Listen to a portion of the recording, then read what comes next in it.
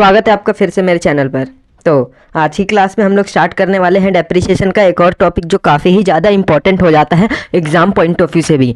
तो आज की क्लास को देखने से पहले आप लोग मेरी पिछली क्लासेस को जरूर देखना, उसमें डेप्रिसिएशन के बहुत सारे कॉन्सेप्ट्स क्लियर हुए हैं। अगर आप लोगों ने वो देख लिया, इसके बाद की ये जो क्लास है काफ़ी ही ईजी तरीके से समझ आने लग जाएगी, क्योंकि ये थोड़ी सी एडवांस क्लास होने वाली है। तो चलिए टाइम को बिना वेस्ट करते हुए सीधा स्टार्ट करते हैं आज की क्लास। तो देखिए, सबसे पहले आपके स्क्रीन पर एक क्वेश्चन शो हो रहा होगा। देखिए यहाँ पे लिखा क्या है कि एक्स परचेज ऑन ऑन 1/4/2010 यानी कि 1 अप्रैल 2010 को एक्स ने परचेज करा मशीन जिसकी कीमत थी 13,500 and spend ₹2,500 on it's erections और इंस्टॉलेशंस। तो पहली लाइन हमें पढ़ के पता चली। देखिए, क्वेश्चन को एकदम ना शांत दिमाग से पढ़ना और एक एक लाइन को समझना। तो पहली लाइन हमें पढ़ के पता चली कि एक्स ने एक मशीन खरीदी थी 1 तारीख 4था महीना 2010 को। जो मशीन की कीमत थी वो थी 13,500, पर उस मशीन को खरीदने में कुछ इंस्टॉलेशन करने में खर्चा आ गया 2,500। तो हमने ये शुरुआत से ही सीखा है, जो भी उस मशीन से रिलेटेड एक्सपेंसेस होंगे वो भी उसी की कॉस्ट का पार्ट होगी। तो यहाँ पे जो मशीन की कीमत हुई 13,500 प्लस 2,500 दोनों मिला करके यहाँ पे आएगी 16,000 रुपये का हमारा टोटल ये खर्चा हुआ मशीन को खरीदने में और उसे इंस्टॉल करने तक का सारा खर्चा। अच्छा, अब दूसरी लाइन देखिए, he purchase an another machine on 30 September 2011 for ₹24,000 कि देखिए 2010 तक तो यही हुआ। फिर अगले साल सितंबर में जाके 2011 की उसने एक और मशीन खरीदी जिसकी कीमत थी 24,000। अब और यहाँ पे सेंटेंस खत्म। अब अगली लाइन देखिए, on 30 June 2012 he sold the first machine for ₹10,000। अब इसने जो पहली मशीन खरीदी थी ना, ये जो इसने पहली मशीन खरीदी थी, इसने 2012 की जून में बेच दिया। कितने रुपए में? 10,000 रुपए में। ठीक है, तो ये क्वेश्चन हो गया। फिर depreciation is charge on machine at the rate of 10%। यहाँ पे जो डेप्रिसिएशन चार्ज होगा मशीन पर वो 10% की रेट से होगा, वो भी by original cost method. Original cost method क्या होता है? Straight line method. Straight line method का ही एक और नाम हो जाता है हमारा original cost method. On December 31 every year, यानी कि हर साल की जो 31 दिसंबर आएगी ना, वहाँ पर हमें 10% डेप्रिसिएशन चार्ज करना होगा, वो भी ओरिजिनल कॉस्ट मेथड या स्ट्रेट लाइन मेथड। फिर लिखा है कि हमें क्या क्या बनाना है। You are required to show machinery account. ठीक है, हम मशीनरी अकाउंट बनाएंगे और प्रोविजनल फॉर डेप्रिसिएशन अकाउंट और machinery disposable account up to year 2013। तो यहाँ पे आपको एक दो नए अकाउंट के नाम दिखे देंगे। एक तो होता है प्रोविजनल फॉर डेप्रिसिएशन अकाउंट भी बताना है, और एक मशीनरी डिस्पोजल अकाउंट और मशीनरी अकाउंट 2013 तक का। तो अब समझना ये होता क्या है। देखिए, डेप्रिसिएशन कैलकुलेट करने के दो मेथड होते हैं आपके सिलेबस में। एक तो होता है आपका स्ट्रेट लाइन मेथड और एक होता है आपका रिटर्न डाउन वैल्यू मेथड।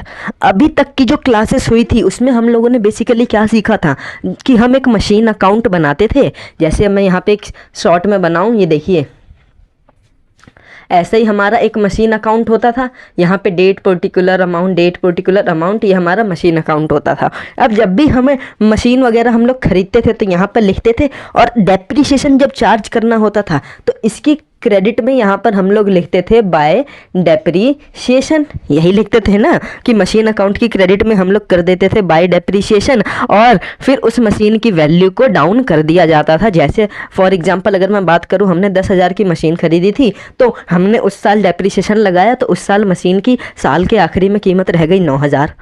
ऐसे ही करते थे ना। बट यहाँ पे जो क्वेश्चन बोला है हमें एक प्रोविजन बनाना है, वो भी किस लिए बनाना है? डेप्रिसिएशन के लिए। इसको हम लोग एक और नाम से जानते हैं, एक्यूमुलेटेड डेप्रिसिएशन। यहाँ पर हमें क्या करना होगा? यहाँ पर हमें ना उस मशीन का जो डेप्रिसिएशन है उसको इकट्ठा करना होगा। हमें हर साल मशीन पर डेप्रिसिएशन लगाने की यहाँ पे कतई ज़रूरत नहीं है। हम यहाँ पे क्या करेंगे, जब भी आपको क्वेश्चन में बोले कि प्रोविजन फॉर डेप्रिसिएशन अकाउंट बनाओ और मशीनरी अकाउंट बनाओ, तो याद रखना डेप्रिसिएशन जब बोल दे कि आपको इसे प्रोविजन फॉर डेप्रिसिएशन अकाउंट बनाना है, तो उस केस में आप क्या करेंगे? उस केस में आप लोग हर साल मशीन की वैल्यू को डाउन नहीं करेंगे, बल्कि वो जो डेप्रिसिएशन हर साल का होगा उसे एक अलग अकाउंट में इकट्ठा करते रहेंगे, और उस अकाउंट का नाम होगा प्रोविजन फॉर डेप्रिसिएशन। और जब मशीन वगैरह बेचने की बारी आएगी, जब हम उसे बेचेंगे, तब उस डेप्रिसिएशन को हम इकट्ठा ही माइनस कर देंगे, डेली हर साल नहीं करेंगे।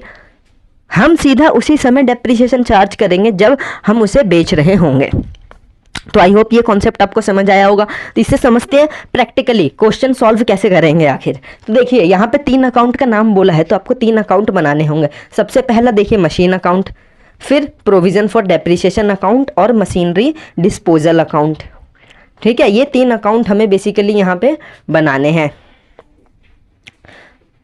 अब देखना, सबसे पहला हमने यहाँ पे बेसिकली क्या करा, हमने सबसे पहला हम देखते हैं कि हमें करना क्या है।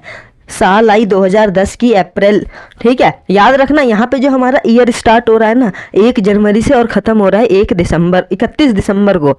1 जनवरी से चालू होकर 31 दिसंबर को ख़त्म हो रहा है हमारा साल। तो अब हम यहाँ पे क्या करेंगे, देखिए मशीनरी अकाउंट हमने लिखा, हमने लिख दिया मशीनरी अकाउंट और हमने फॉर्मेट बना लिया। और अब देखना, मशीन जो खरीदी है ना आपने 1 अप्रैल को खरीदी है, तो 1 अप्रैल को जब भी हम लोग कोई भी मशीन वगैरह खरीदते हैं, जब भी हम लोग तो क्या करते हैं, मशीन अकाउंट की डेबिट में लिखते हैं टू बैंक अकाउंट, और फिर हमने डेट डाल दिया कि हमने कौन सी डेट को खरीदा, टू बैंक अकाउंट, और हमने कर दिया फर्स्ट मशीन।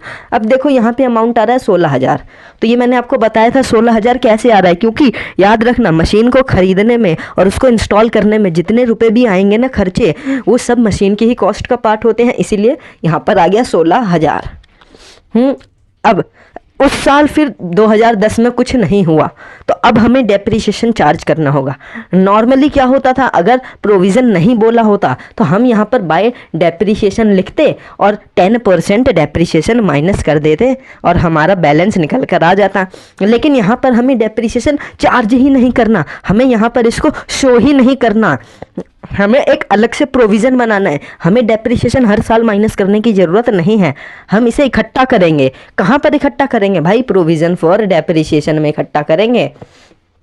तो हमने एक अलग से अकाउंट बनाया, देखिए प्रोविज़न फॉर डेप्रिसिएशन। और याद रखना मशीन अकाउंट की हम क्रेडिट में लिखा करते थे ना बाय डेप्रिसिएशन, तो प्रोविज़न फॉर डेप्रिसिएशन के भी क्रेडिट में लिखेंगे बाय डेप्रिसिएशन। ये चीज़ क्लियर हुआ। चलिए अब देखते हैं। अच्छा, बाय डेप्रिसिएशन, तो अब होगा क्या, इससे हमारे मशीन अकाउंट पे इम्पैक्ट नहीं पड़ेगा। क्यों नहीं पड़ेगा, क्योंकि हम अभी डेप्रिसिएशन मशीन पे नहीं लगा रहे, हम इकट्ठा कर रहे हैं डेप्रिसिएशन। तो हमने निकाला, देखिए हमारी मशीन की कीमत थी 16,000 और हमने ख़रीदा था 1 अप्रैल को। अगर मैं सिंपल सी बात करूं, 16,000 का 10% हमें चाहिए था। 16,000 का 10% तो हमारा आ जाता 1,600 रुपये, यही तो आ जाता ना हमारा 1,600 रुपये। बट हमने तो मशीन कब खरीदी थी, 1 अप्रैल में खरीदी थी ना, तो अप्रैल से लेके दिसंबर तक काउंट करो। अप्रैल, मई, जून, जुलाई, अगस्त, सितंबर, अक्टूबर, नवंबर, दिसंबर, हमने तो सिर्फ 9 ही महीना यूज़ करा ना। तो अब हमें चाहिए यहाँ पर डेप्रिसिएशन कितने का, सिर्फ और सिर्फ 9 महीने का। तो 9 महीने का अगर हम लोग निकालेंगे ना यहाँ पे डेप्रिसिएशन, तो हमारा निकलेगा 1,200 रुपये। ठीक है, कितना निकलेगा, 1,200 रुपये। और फिर 1,200 निकल गया हमारा, फिर हमने क्या करा, बैलेंस कर दिया। और कुछ तो इसमें आएगा नहीं ना कि यहाँ पे हम सिर्फ डेप्रिसिएशन इकट्ठा कर रहे हैं, तो हमने डेप्रिसिएशन इकट्ठा करा और यहाँ पे डेबिट बैलेंस आ जाएगा, देखिए टू बैलेंस CD 1,200 रुपये। और फिर इस बैलेंस को नेक्स्ट ईयर ट्रांसफ़र कर देंगे। देखिए नेक्स्ट ईयर हमने ट्रांसफ़र कर दिया 1 जनवरी 2011 को बाय बैलेंस BD 1,200 रुपये। यहाँ पर हमारा क्या हुआ, यहाँ पर हमारा कुछ इम्पैक्ट ही नहीं पड़ा। तो हमने यहाँ पर क्या करा, 31 दिसंबर 2010 को यहाँ पे लिख दिया बाय बैलेंस CD और 16,000, और फिर इस बैलेंस को नेक्स्ट ईयर ट्रांसफ़र कर दिया 1 जनवरी 2011 को टू बैलेंस BD 16,000 रुपये। यही तो करा। देखिए हमारी मशीन की वैल्यू तो डाउन नहीं हुई ना, यहाँ पर डाउन हुई नहीं है, क्योंकि हमने डेप्रिसिएशन को इकट्ठा एक अलग अकाउंट में करा है। यही होता है हमारा प्रोविज़न फॉर डेप्रिसिएशन। अच्छा, इसके बाद क्या हुआ, अब हम अगर क्वेश्चन देखेंगे ना, तो वहाँ पर लिखा था कि हमने 31/3/2011 को एक और मशीन खरीदी थी। 31/3/2011 को हमने एक और मशीन खरीद ली। अब मशीन खरीद रहे हैं तो यहाँ पर लिखेंगे टू बैंक अकाउंट, और हमने नाम दे दिया कि ये हमारी सेकंड मशीन थी। है ना, सेकंड मशीन। अब उस साल फिर और कुछ नहीं हुआ तो फिर अब डेप्रिसिएशन लगाएंगे, बट डेप्रिसिएशन मशीन अकाउंट में नहीं लगेगा, ये ध्यान में रखना। तो इनका तो बैलेंस एज इट इज़ इतना का इतना ही रहेगा, इनके बैलेंस में कमी नहीं आएगी। तो हमने लिख दिया, देखिए 31/12/2011 साल के आखिरी दिन पर लिख दिया बाय बैलेंस CD, और फर्स्ट मशीन का बैलेंस, सेकेंड मशीन का बैलेंस देखिए मैच हो रहा है, 16,000 24,000 ये देखिए। तो ये कभी भी यहाँ पर डाउन नहीं होगा। कितनी आ जाएगी इसकी कॉस्ट, देखिए 40,000 आ गया। फिर इस बैलेंस को नेक्स्ट ईयर ट्रांसफ़र कर देंगे 1 जनवरी 2012। अब दूसरी तरफ हम यहाँ पर क्या करेंगे, 2011 में देखिए हमारा बाय बैलेंस BD आ रहा था इतना, देखिए फिर साल का आखिरी दिन आया। अब हमें यहाँ पे डेप्रिसिएशन मशीन अकाउंट में तो नहीं लगाया था, पर हम उस डेप्रिसिएशन को यहाँ पर इकट्ठा कर रहे हैं। तो अब मेरे को एक बात बताना, हम लोग स्ट्रेट लाइन मेथड यूज़ कर रहे हैं, तो जब भी हम लोग स्ट्रेट लाइन मेथड यूज़ करते हैं ना, तो जो एक डेप्रिसिएशन हम शुरुआत में निकाल लेते हैं ना कि पूरे साल, वही डेप्रिसिएशन हम लोग हर साल लगाते रहते हैं। ये तो हमने पिछली क्लासेस में सीख ही लिया था। तो 16,000 का निकालेंगे 10%, यहाँ पर हमारा वो डेप्रिसिएशन आएगा, देखिए 1600, है ना, यही तो आएगा। और रही बात दूसरे मशीन की, तो वो तो हमने मार्च में ख़रीदा था, जा करके कहीं 31/3 को ख़रीदा था ना। तो जितने टाइम हमने यूज़ करा, जितने टाइम हमने उस मशीन को सिर्फ यूज़ करा, उतने का ही डेप्रिसिएशन निकालेंगे। देखिए हमने उस मशीन को कब ख़रीदा था, 31/3/2011, यानी कि अप्रैल से लेकर के दिसंबर तक ही तो यूज़ करा ना। तो 24,000 का सिर्फ और सिर्फ उतना ही निकालेंगे जितना हमने यूज़ करा, तो वो आपका आ जाएगा 600 रुपये। 600 रुपये आ गया। देखिए दोनों मशीन का हमने यहाँ पर डेप्रिसिएशन शो करा है, मैं रिपीट कर रहा हूँ, हम वहाँ पर शो नहीं करेंगे मशीन अकाउंट में। फिर इसकी टोटलिंग करेंगे, देखिए 2,200 और 1,200 को जोड़ देंगे तो कितना बैलेंस आ जाएगा, देखिए ये 3,400 रुपये आ जाएगा, यही तो आएगा ना। फिर हमने क्या करा, ये बैलेंस का टोटल करके हमने यहाँ पर लिख दिया टू बैलेंस CD, और फिर इस बैलेंस को हमने नेक्स्ट ईयर में ट्रांसफ़र कर दिया 1/1/2012, 1 जनवरी 2012। अब नया साल हमारा चालू हो गया। अब उसमें भी हमारा देखिए नया साल चालू हो गया 1 जनवरी 2012, लेकिन मशीन की वैल्यू उतनी ही शो हो रही है। दूसरी तरफ प्रोविज़न फॉर डेप्रिसिएशन अकाउंट में भी हमारा 1 जनवरी 2012 चालू हो गया। अब इस साल एक घटना घटी। घटना क्या घटी, इस साल हमारी जो एक मशीन थी ना, हमारी जो एक मशीन थी, जो फर्स्ट मशीन थी, वो हमने बेच दी। तो अब याद रखना, जब भी हम मशीन को बेचते हैं तो वहाँ पर हम 3 वर्ड्स का यूज़ करा करते थे बेसिकली। एक तो डेप्रिसिएशन, एक बैंक और एक प्रॉफिट या फिर लॉस, हमें क्या हुआ, ठीक है। तो देखना डेप्रिसिएशन, सबसे पहले हमने उस मशीन को बेचा कब था, देखिए यहाँ पर लिखा है ऑन 30/6/2012, यानी कि 30 जून 2012 ही सोल्ड द फर्स्ट मशीन ₹10,000, यानी कि 30 जून को हमने एक मशीन बेच दी जो कि हमारी पहली मशीन थी 10,000 रुपये की। तो अब वर्किंग नोट बनाएंगे कि देखिए सबसे पहला हमें यहाँ पे करना क्या होगा, हमने जून तक तो मशीन का यूज़ करा था, हाँ या ना, देखिए जून तक तो यूज़ करा ना, तो कायदे से जून तक का तो आप डेप्रिसिएशन पहले चार्ज कर दो।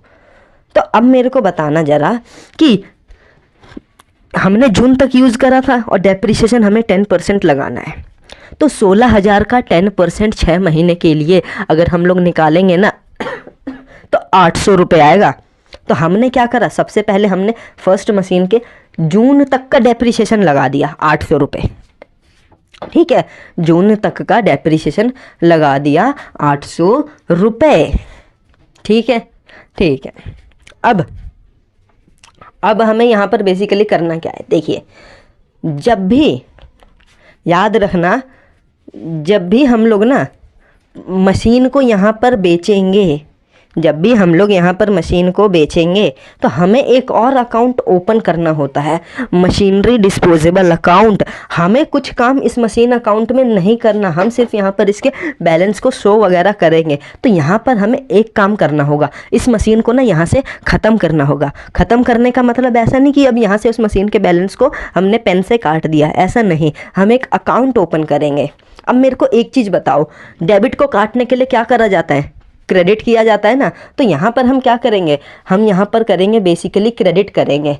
किसको क्रेडिट करेंगे, मशीन डिस्पोजेबल अकाउंट। ये अकाउंट तब ओपन होता है जब आपको एक मशीन के बैलेंस को ख़त्म करना होता है, या फिर जब आप मशीन के एक पार्ट, या फिर जब आप मशीन को बेच रहे हो ना, तब इस अकाउंट को ओपन करा जाता है। तो याद रखना, हम यहाँ पर फिर क्या करेंगे, मशीन डिस्पोजेबल अकाउंट को क्रेडिट कर देंगे, जिससे होगा क्या, हमारा फर्स्ट मशीन का बैलेंस देखो, हमने यहाँ पे 16,000 से कर दिया क्रेडिट। अब 16,000 से 16,000 कट जाएगा, हमारा 24,000 बचेगा, यानी कि एक मशीन हमारे पास से चली गई। अगर मैं इसकी जर्नल एंट्री की बात करूं तो इसकी जर्नल एंट्री क्या बनेगी, मशीन डिस्पोजेबल अकाउंट डेबिट हो जाएगा और मशीन अकाउंट क्रेडिट हो जाएगा। यही तो जर्नल एंट्री बनेगी ना। तो अब जर्नल एंट्री के रूल को फॉलो करते हुए हमें मशीन डिस्पोजेबल अकाउंट में यहाँ पर देखिए हमने डेबिट कर दिया टू मशीन अकाउंट 16,000 रुपये। जर्नल एंट्री याद करिए क्या बनेगा, machine disposable account debit to machine account. तो मशीन डिस्पोजेबल अकाउंट की डेबिट में हमने लिख दिया मशीन अकाउंट 16,000 रुपये। ठीक है, अब दूसरी तरफ हमें इस पे डेप्रीशिएशन भी चार्ज करना होगा। तो अब देखिए एक चीज़, यहाँ से तो इस बैलेंस का काम, पहली मशीन का नाम ही हट गया। अब यहाँ पर एक पहली मशीन बची ही नहीं। अगर हम इसकी बैलेंस करेंगे ना, तो देखो 40,000 लिख दिया, 40,000 लिख दिया और उसमें से 16,000 माइनस करा तो हमारा कितना आ जाएगा, 24,000। और फिर इसी बैलेंस को हम लोग नेक्स्ट ईयर ट्रांसफ़र कर देंगे। देखिए सेकेंड मशीन का ही तो बैलेंस शो हो रहा है सिर्फ और सिर्फ, पहली मशीन तो गई। अब हमें उस मशीन पर डेप्रीशिएशन भी चार्ज करना होगा। अब डेप्रीशिएशन डायरेक्ट तो चार्ज करेंगे नहीं, इस डेप्रीशिएशन को हम लोग यहाँ पे जो हमने पूरे साल इकट्ठा करा था ना, उन डेप्रीशिएशंस को हम उसे उठा करके सीधा मशीनरी डिस्पोजेबल अकाउंट में लिख देंगे। अब देखिए यहाँ पर जो उस डेप्रीशिएशन का बैलेंस है ना, वो क्रेडिट साइड हर बार ही आ रहा है ना। तो क्रेडिट को काटने के लिए क्या करेंगे, डेबिट कर देंगे। कब करेंगे भाई, जब मशीन हमने बेचा था 30/6/2012 को। यहाँ पर हम लिखेंगे मशीन डिस्पोजेबल अकाउंट और कितना डेप्रीशिएशन लगा था आप जोड़ लो पहली मशीन का, 1200 प्लस 1600 और प्लस 600, कितना आ जाएगा यहाँ पर डेप्रीशिएशन, 3600 आ जाएगा यहाँ पर डेप्रीशिएशन। ठीक है, तो अब हमने उस डेप्रीशिएशन को क्या करा, हमने मशीन डिस्पोजेबल अकाउंट में लिख दिया, क्योंकि यहाँ से भी हमें उसका नाम ख़त्म करना था। तो याद रखना, कभी भी मशीन का नाम नहीं आएगा बल्कि मशीन डिस्पोजेबल का नाम आएगा। और अभी तक उस मशीन पर जितना डेप्रीशिएशन लगा था यहाँ पर वो टोटल लिख देंगे 3600 रुपये। और इस को हम लोग कहाँ पे ट्रांसफ़र कर देंगे, देखिए जर्नल एंट्री यहाँ पर बनाइए, क्या बनेगी, provision for depreciation account debit to machine disposable account. ठीक है, तो मशीन डिस्पोजेबल अकाउंट की क्रेडिट में प्रोविज़न फॉर डेप्रीशिएशन का देखिए नाम आ गया और यहाँ पर अमाउंट लिख देंगे 3600 रुपये। ठीक है, अब ये तो हो गया। अब वहाँ पर हमारा जो बैलेंस होगा ना, पहली मशीन का ख़त्म हो जाएगा बेसिकली। अगर हम उसकी टोटलिंग करेंगे कितनी आ जाएगी, देखिए 6,600 और उसमें से माइनस कर देंगे तो टू बैलेंस सीडी आ जाएगा हमारा 3,000 और इसको फिर हम नेक्स्ट ईयर ट्रांसफ़र कर देंगे।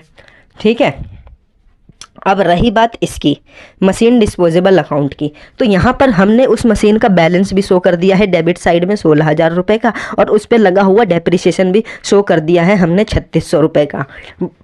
अब हमने उस मशीन को बेचा, अब हमने उस मशीन को बेच दिया, तो यहाँ पे देखिए हम लिखेंगे बैंक अकाउंट।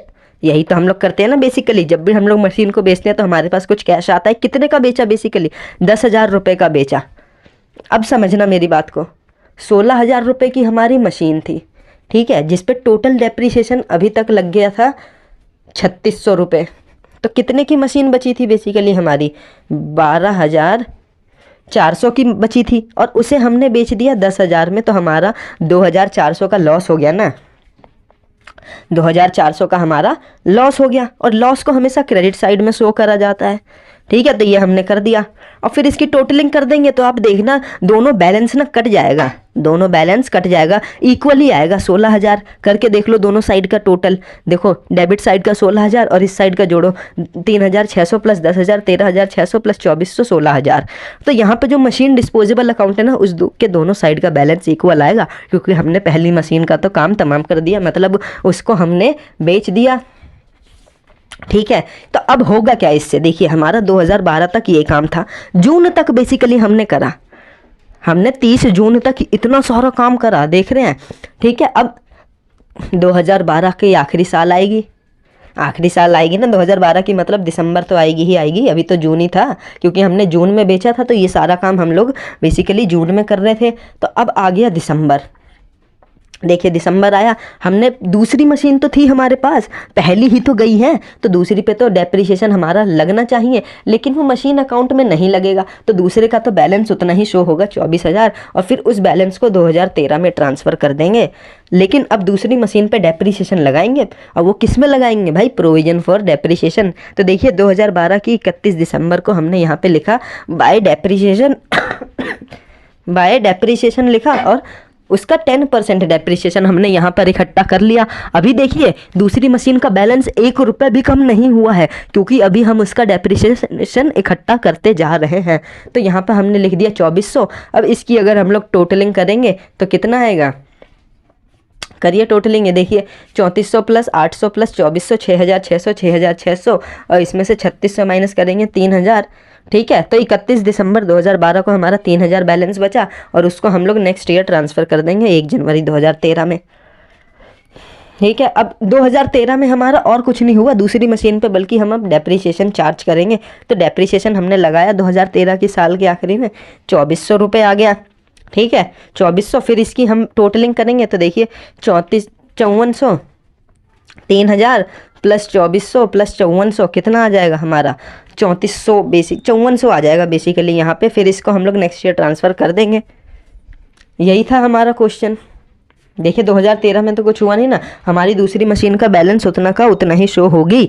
तो आई होप आपको ये कॉन्सेप्ट समझ आया होगा। अगर इसमें कुछ भी कहीं पे डाउट लगा हो तो ज़रूर कमेंट में लिख देना, और वीडियो को रिवाइंड कर करके देखना जहाँ पर आपको कोई कॉन्सेप्ट समझना आया हो। याद रखना, प्रोविज़न फॉर डेप्रिसिएशन का यूज़ हम लोग तभी करते हैं जब हम लोग डेप्रिसिएशन को मशीन अकाउंट में शो ना करके उसको हम लोग इकट्ठा करते हैं, और जब बेचने की बारी आएगी तो हम उसे डायरेक्ट ही इकट्ठा ही डेप्रिसिएशन उस मशीन पे लगा देंगे, और उसके बैलेंस को ख़त्म कर देंगे मशीन डिस्पोजेबल अकाउंट के थ्रू।